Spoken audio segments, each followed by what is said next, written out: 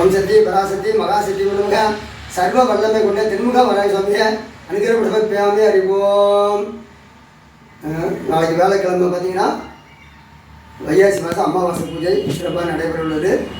புதன்கிழமை இரவு 8 மணிக்கு வர அமாவாசை, வேலைக்கிழமை 6:50 வரைக்கும் அமாவாசை இருக்குது. அதனால் வந்து வேலைக்கிழமை 6/6/2024 வேலைக்கிழமை அமாவாசை பூஜை வராகியம்மன் கோயிலில் சிறப்பாக நடைபெறுவது. 5:30 ஹோமமும் 6 மணிக்கு குங்கும அர்ச்சனை நடைபெறுது.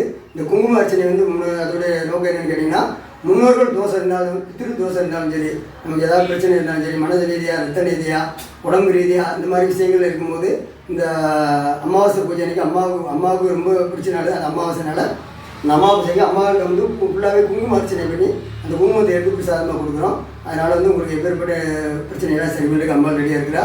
இந்த தென்முக கலகாப்பிரியில் தென்முக வராகி கோயிலில் அமாவாசை பூஜை சிறப்பாக நடைபெற உள்ளது.